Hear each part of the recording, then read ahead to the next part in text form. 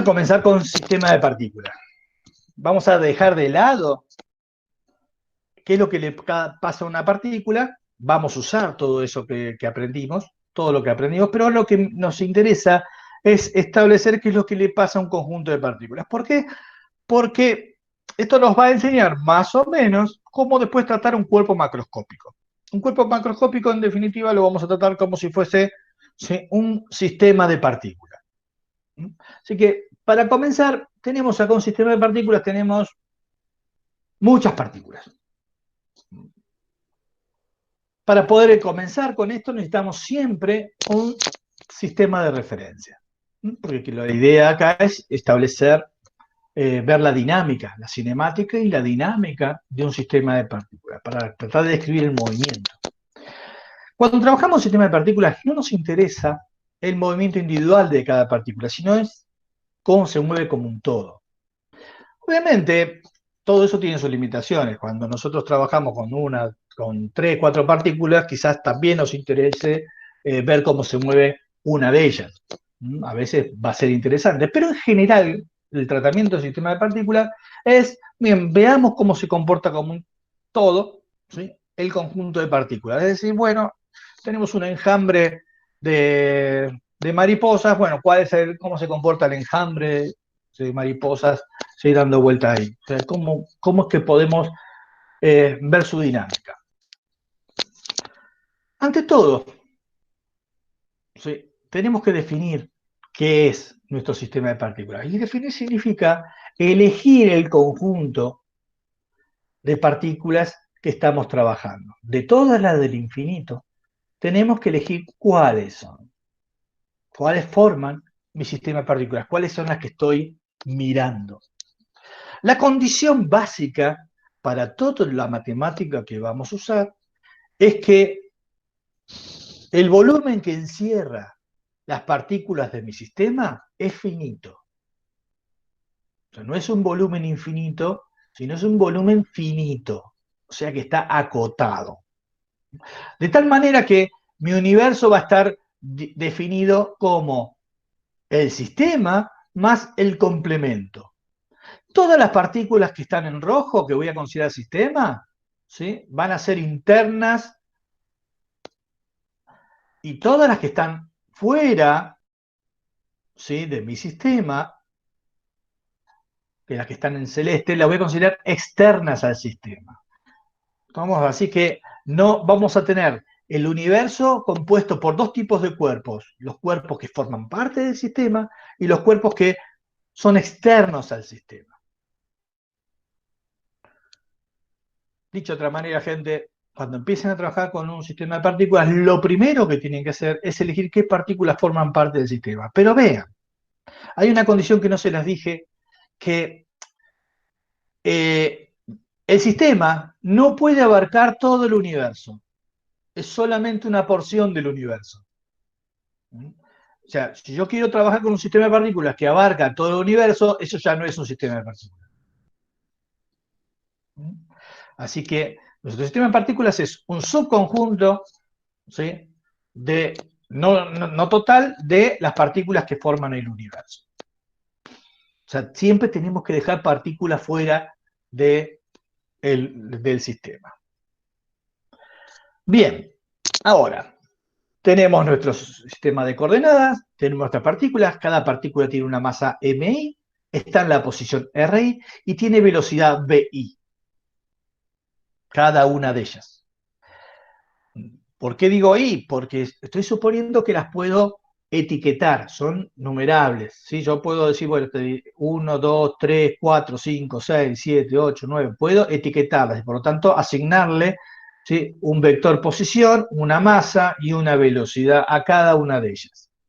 La pregunta es, ¿cómo caracterizamos el movimiento del sistema? ¿Sí? Para una partícula, el movimiento, ¿sí?, se usaba el momento cinético, la cantidad de movimiento y la energía cinética. Eso usamos para una partícula. Para un sistema de partículas, ¿qué magnitudes se podrían usar? Y las mismas. La respuesta es las mismas. Tendría que pedir una cantidad de movimiento, tendría que tener un momento cinético y que tendría que tener una energía cinética.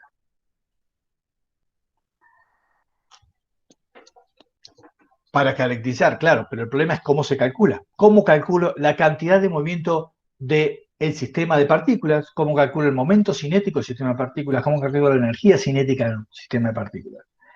Hay que elegirlo bien, porque como se elija calcular estas tres magnitudes, van a definir todo el resto de las propiedades del sistema. Entonces, uno de los problemas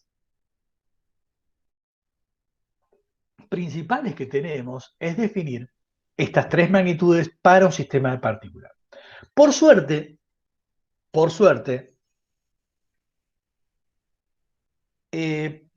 esta definición, las definiciones para un sistema de partículas de estas tres magnitudes, son simples.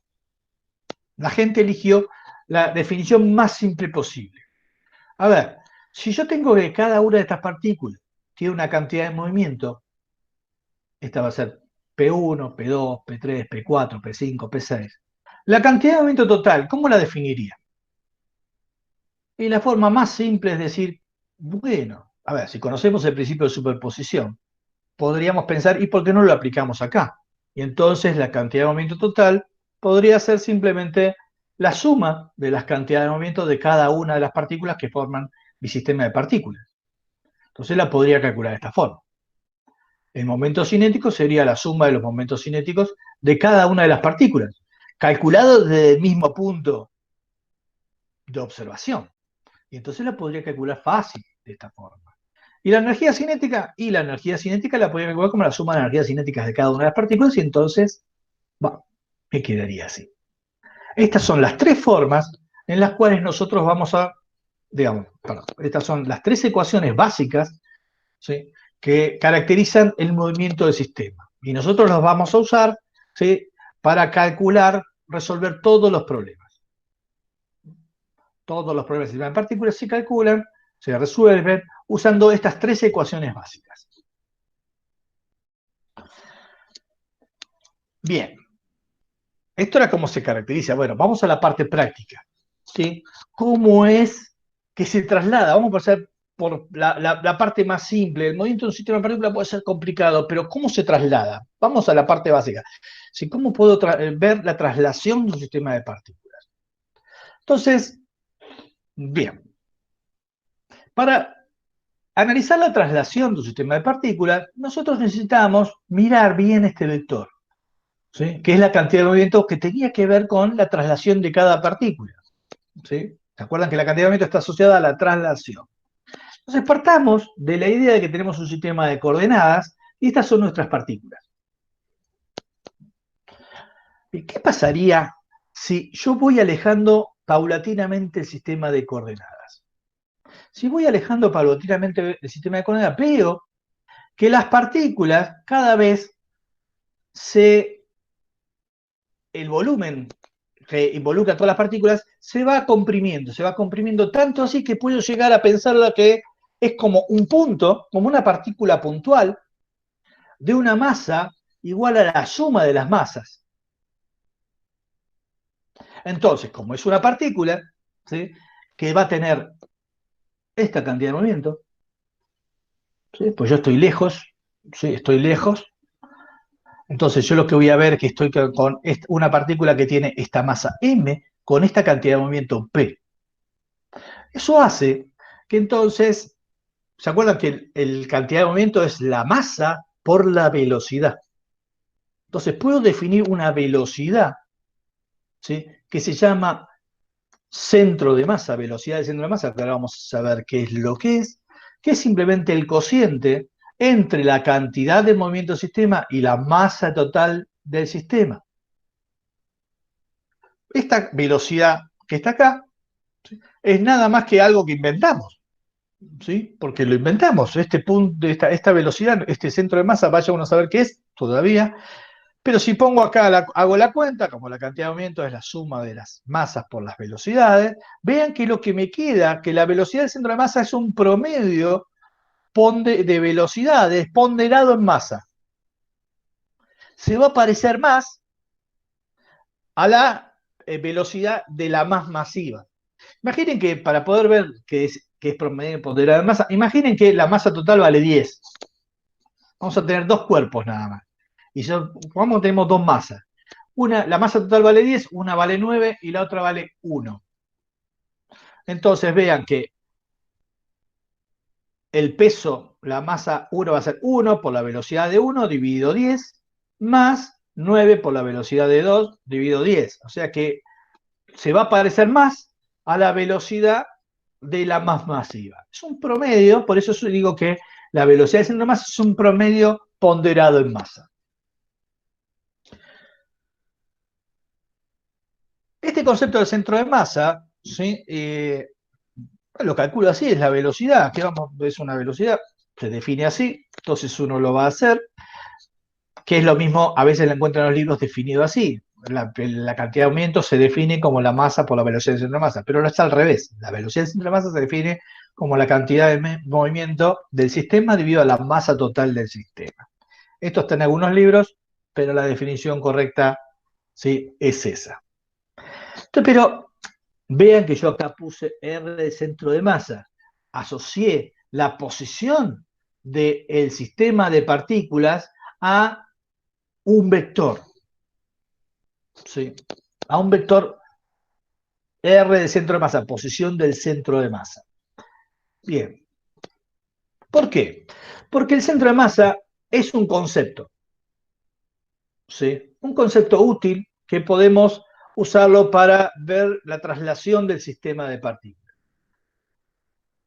Para poderlo ver, partamos de esta definición de la velocidad del centro de masa, que es el promedio ponderado en masa, ¿sí?, de las velocidades de cada una de las partículas. Si yo integro esta expresión, ¿por qué? Porque distribuyo la masa, que esto es una constante, así que distribuyo la masa, esto me queda dr de centro de masa dt, esto es dr sub i respecto de i, integro y obtengo una relación, así que puedo calcular, integrando esta expresión, puedo calcular una relación de una posición del espacio calculada como el promedio ponderado en masa de la posición de cada una de las partículas. O sea, esto es un vector que señala un punto del espacio, característico, ¿sí? No tiene por qué coincidir con ninguna partícula. Ese punto, ¿sí?, ahí decimos que en este punto que está señalando acá está el centro de masa del sistema de partículas.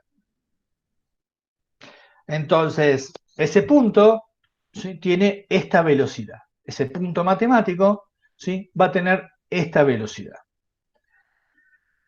Bien, pero si yo tengo esta definición, también puedo derivar y poder calcular la aceleración, ¿sí? Ya que tengo una velocidad del centro de masa, puedo derivar y encontrar lo que se llama una aceleración del centro de masa, que es el promedio ponderado en masa de las aceleraciones de cada una de las partículas.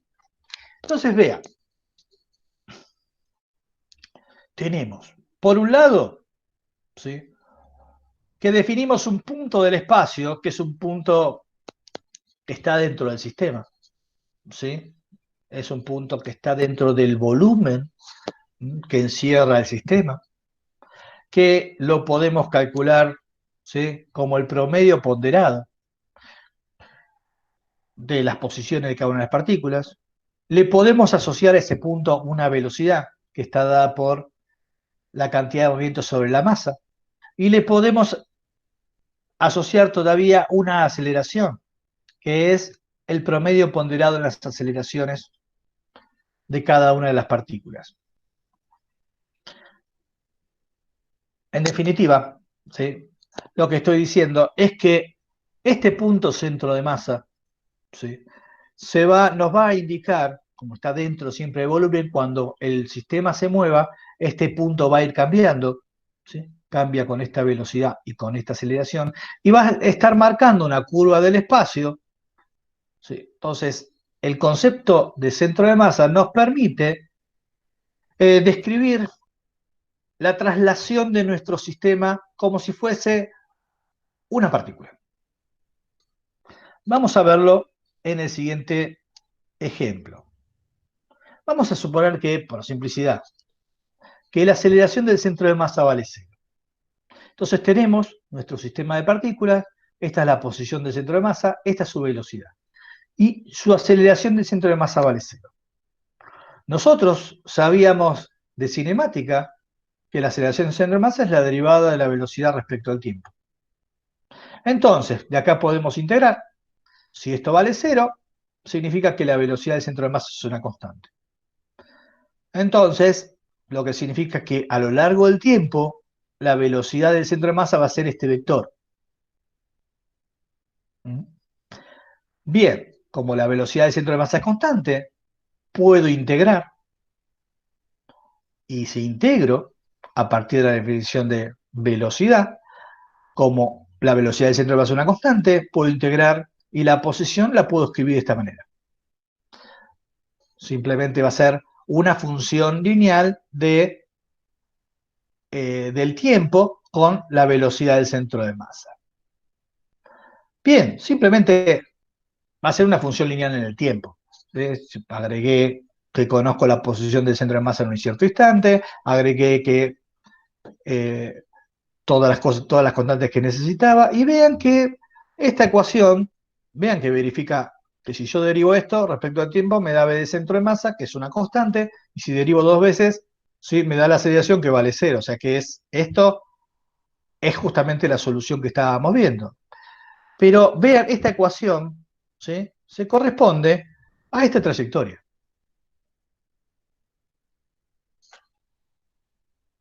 Esta es la trayectoria del sistema. Vean que si la aceleración vale 0, la trayectoria del sistema es una trayectoria rectilínea. Entonces nosotros simplemente, con este concepto de centro de masa, sabemos cómo se va a mover todo el sistema de partículas. Sabemos que en un instante va a estar acá el centro de masa, pero después se va a mover por acá, por acá, por acá, y todo este sistema se va a ir moviendo siguiendo esta trayectoria. Entonces, así de simple, nos permite trabajar el concepto centro de masa cuando queremos ver la trayectoria del sistema. Claro, este es el caso más simple. La aceleración del centro de masa vale 0. Pero ¿qué pasa cuando no es 0? Cuando la aceleración del centro de masa no es 0, entonces nos complicamos. Supongamos que tenemos un universo, para poder hacer la cuenta, supongamos que tengo un universo de 4 partículas. ¿Sí? 4 partículas. Partícula 1, 2, 3, 4. Vamos a elegir como sistema estas 3 partículas. O sea que la partícula 4 va a ser el efecto del universo. Bien, vamos a suponer que todas las partículas interactúan entre sí.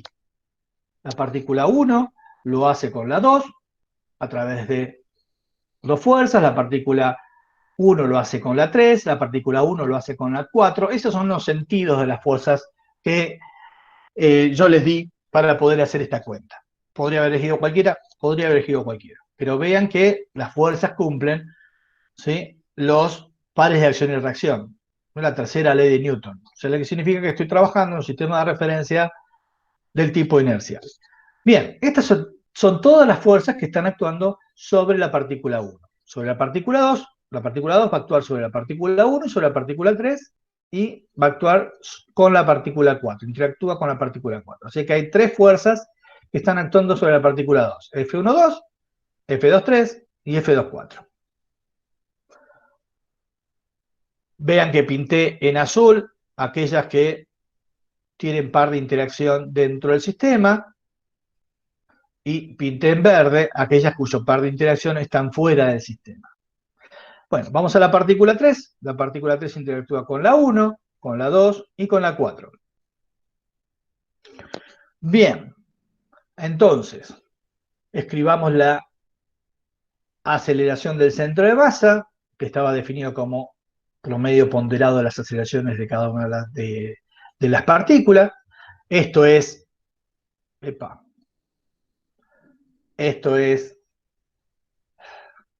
lo único que hice fue pasar la masa para el otro lado, de forma tal de que me quede escrito como la sumatoria de las masas por las aceleraciones de cada partícula. Esto, si uso un sistema de referencia inercial, es la fuerza neta, así que lo puedo escribir como la fuerza neta.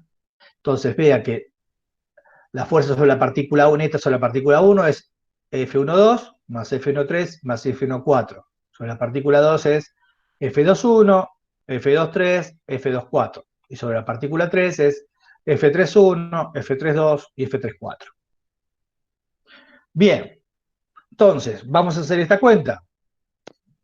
Si hacemos esa cuenta, se nos van los pares de reacción, F12 con F21 se va, F13 con F31 se va, F23 con F32 se va, y lo que nos queda es F14, F2 más F24 más F34, que es básicamente la fuerza neta exterior. Son las que están pintadas en verde. Después vemos cómo hacemos esa suma realmente. ¿Sí? ¿Está? ¿Por qué? Porque estos tres vectores no están en el mismo punto. Están aplicados en puntos distintos. ¿Sí? Pero por ahora no nos metamos en esa duda asistencial. ¿Sí? Simplemente hacemos esta suma y supongamos que lo podemos sumar y eso nos da la fuerza neta exterior. Un vector que es la suma de estos tres. Bien, entonces volvamos para atrás. Tenemos que la masa por la aceleración del centro de masa va a ser igual a la fuerza neta exterior. Vamos a escribirlo de otra manera. La masa por la aceleración del centro de masa. Esto es lo que se conoce como una generalización de la segunda ley de Newton. Vean que se parece un montón. Fuerza es igual a la masa por aceleración. Pero esta no es la fuerza neta. Es la fuerza externa. ¿Sí? Debido a las partículas que no forman parte del sistema. Es la masa total por la aceleración del centro de masa. Es una generalización de la segunda ley de Newton. ¿Por qué? Porque el centro de masa no tiene esta masa. El centro de masa no existe, es simplemente un invento. Así que este invento tiene una aceleración, ¿sí? Y entonces esto es simplemente una ecuación que nos permite hacer unas cuentas relativamente fáciles, en forma fácil. Por eso digo que es una generalización, no es la segunda ley de Newton. ¿Mm? Bien, ¿y para qué sirve? Para tratar de resolver este tipo de problema.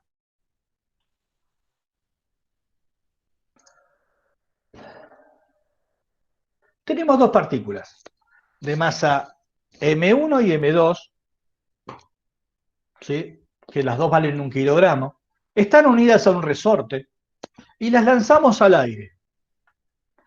Usamos un sistema de coordenadas en el cual la gravedad es negativa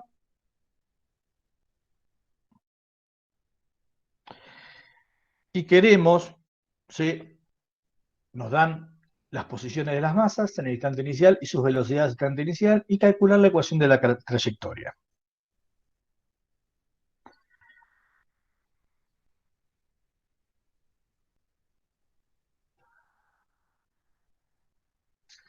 Bien, pregunta.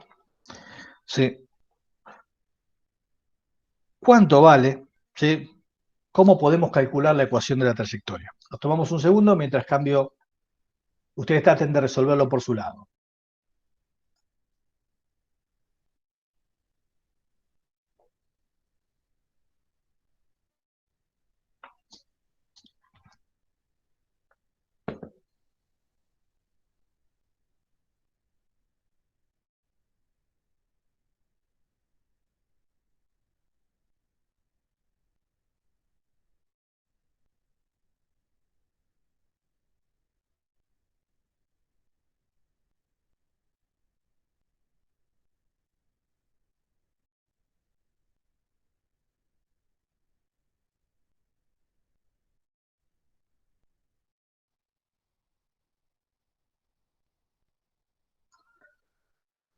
Para poder resolver estos problemas, simplemente lo que hay que hacer es dibujarlo.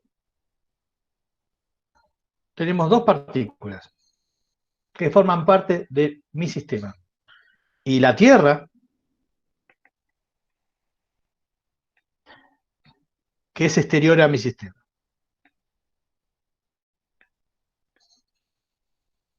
Esta es la partícula, voy a llamar 1, y esta es la partícula 2. estamos usando un sistema de coordenadas, de acuerdo al enunciado, que la gravedad es negativa. Y la posición de la partícula 1 es el origen de coordenada. Así que lo que me están diciendo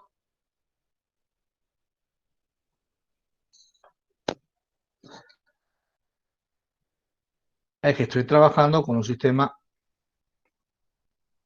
que se parece a esto.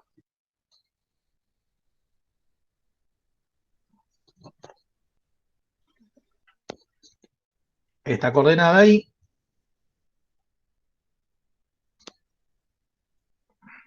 partícula 2 vale 0,3.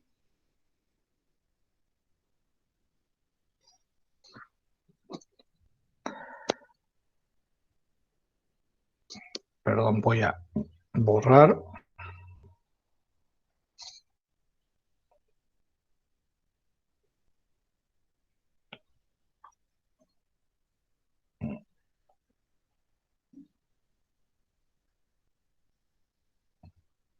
Bueno, ok. Esta coordenada vale 0,3. Bien. Bien, vamos a graficar las velocidades. La velocidad de la partícula 1 está en la dirección J, y la voy a graficar de color rojo, así. Esto es B1, los nombres se los damos después. B2 está en la dirección I, o sea que B2 es así. Y R2, esto es R2, en el instante inicial. Entonces vean, es muy fácil ver, ¿sí?, que en el instante inicial, para donde me dan, ¿dónde está la posición del centro de masa? ¿Alguien sabe? En la Tierra. No. No, entre la mitad de la trayectoria de los dos, en la mitad de la distancia entre las dos masas. Exactamente. La posición del centro de masa la calculamos como M1 por R1 más M2 por R2 igual a la masa total. O sea que esto es 1/2 de R1 más 1/2 de R2. O sea que vale R1 más R2 sobre 2. Y en este caso es 0,15 metros en la dirección J. Esa es la posición del centro de masa en el instante inicial.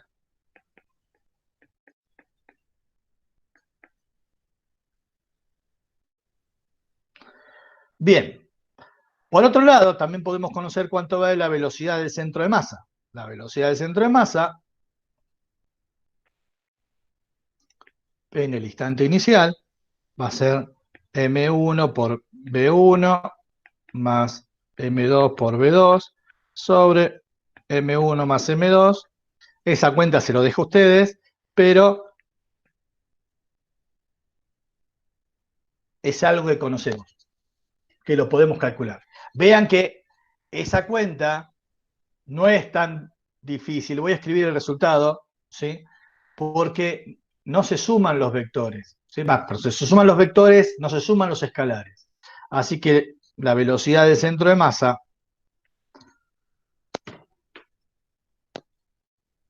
ustedes quizás no copiaron el enunciado, pero no les dejé tiempo, pero las velocidades tenían de módulo 5 metros por segundo, cada una de ellas, uno en la dirección I y otro en la dirección J. Así que la velocidad del centro de masa va a ser 2,5 metros por segundo en la dirección I más 2,5 metros por segundo en la dirección J. Ahora el problema, ¿sí?, estas son las velocidades del centro de masa y la posición del centro de masa en el instante inicial. Ahora la pregunta es, bueno, ok, yo lo que quiero es qué es lo que pasa en todo instante de tiempo, porque quiero saber la trayectoria. Para eso, pongamos las partículas en cualquier posición mientras está volando. Entonces voy a poner acá la partícula 1, acá la partícula 2 y acá el resorte, que representa la interacción entre las dos. Y voy a hacer el diagrama de cuerpo libre. Esta es la gravedad. ¿Sí? Para tener una idea. Voy a hacer el diagrama de cuerpo libre. Cada una de las masas está actuando bajo dos interacciones. Entonces, voy a hacer el diagrama de cuerpo libre para la masa 1, diagrama de cuerpo libre para la masa 1. Sobre la masa 1 está actuando el peso 1, y voy a suponer que el resorte está estirado. Y entonces va a aparecer también la fuerza elástica, que, por si el resorte está estirado, la fuerza elástica apunta a tratar de juntarlos a la masa 1 y a la masa 2. Cuando hago el diagrama de cuerpo libre para la masa 2, actúa el peso 2 y actúa la fuerza elástica, que vamos a diferenciarlo, a este vamos a ponerle 1 y a este vamos a poner 2, la fuerza elástica. Pero vean, la fuerza elástica, ¿sí? El resorte no tiene masa. La fuerza elástica es en realidad una fuerza interna al sistema. Así que esto y esto, ¿sí? Son fuerzas interiores al sistema y por lo tanto también se van a anular. Es muy fácil de ver eso, ¿sí? Siempre y cuando el resorte no tenga masa, ¿sí? Sea un resorte ideal. Por lo tanto, la fuerza neta total que está actuando sobre el sistema, fuerza exterior, perdón, vamos a copiar, vamos a empezar. La fuerza exterior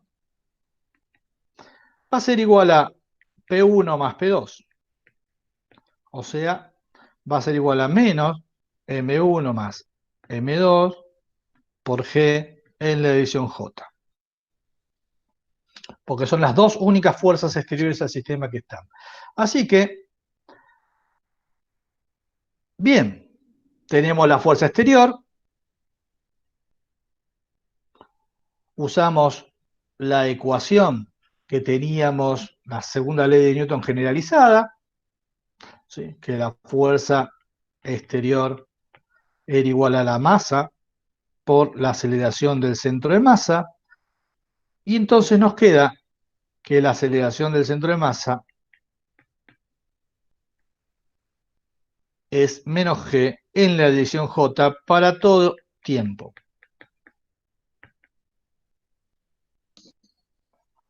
Para todo tiempo. ¿Esto qué indica? Y que ya tenemos todo para resolver. Ahora nos dedicamos a un problema de cinemática. Si tengo la aceleración para todo instante de tiempo y es una constante, ¿puedo calcular la velocidad sabiendo la velocidad en un instante dado tiempo? La respuesta es sí. ¿Mm? Y si tengo la velocidad como función del tiempo y tengo la posición en un instante dado de tiempo, también puedo calcular la posición en todo instante de tiempo. Es decir, ustedes ahora, con esta información, lo voy a copiar acá, se resuelve todo a resolver un problema de cinemática. Tengo la aceleración en un instante de tiempo que es menos g lesión j, tengo la velocidad del centro de masa en el instante cero, que era 2,5 metros por segundo lesión i, más 2,5 metros por segundo lesión j, y tengo la posición del centro de masa en el instante cero, que es 0,15 metros en la dirección J. Con esto, ustedes deberían ser capaces, ¿sí?, de integrar y calcular R de t, o sea, X de t e Y de t. Y con esto deberían poder calcular la ecuación de la trayectoria.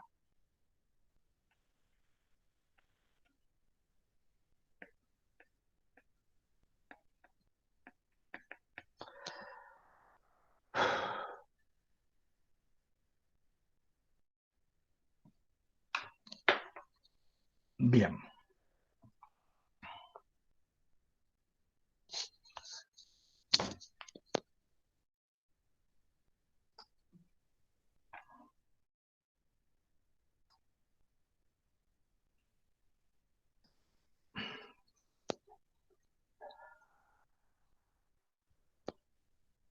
Intuitivamente, ¿sí? Sé que algunos están tratando de resolver y llegar a la solución del problema. Intuitivamente, ¿cuál sería la ecuación de la trayectoria? ¿Qué esperarían ustedes obtener como ecuación de la trayectoria? Ahora que saben que el sistema centro de masa se comporta como si fuese una partícula, ¿qué esperarían encontrar como ecuación de la trayectoria?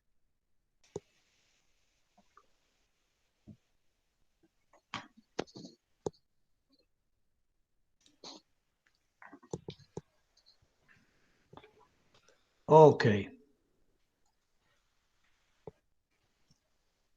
Y Puede algo, ser. bueno, habla, no, no, habla, habla. No, no, la voz, la voz. Iba a decir que algo similar a una partícula, ya que si podemos tomar un conjunto como una partícula, si le sacamos zoom, supongámosle, entonces va a actuar de manera similar a una partícula. Ok, va a actuar similar a una partícula. Y entonces, ¿qué ecuación de trayectoria esperarías para este problema? MRV. La masa horaria. La ecuación. No, ecuación de trayectoria. Mm. ¿Qué curva en el espacio esperarías para resolver el problema? ¿Qué te tendría que dar?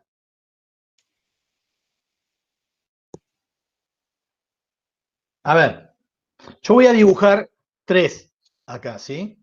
Voy a dibujar tres trayectorias posibles. Ustedes me tienen que decir si, ¿Los resortes no suelen estar asociados a los movimientos armónicos? bueno, pero estamos hablando del sistema, ¿sí? Ahora yo les voy a mostrar tres dibujos y ustedes me tienen que decir cuál de ellos se parecería a lo que ustedes esperarían. Vamos a hacer uno. Supongan que esa es una línea recta, ¿sí? El 2, 3. Dibujé mal, gente, ¿sí? ¿Cuál esperarían que se parezca esta trayectoria, que es una línea recta, esto que es baja-suba, tipo una U, o esto que es sube y baja? ¿Ninguna? Yo soy malo dibujando, ya les dije. La última. Sube Sube y baja. Sube y baja, claro. ¿Qué esperaríamos? ¿Eh?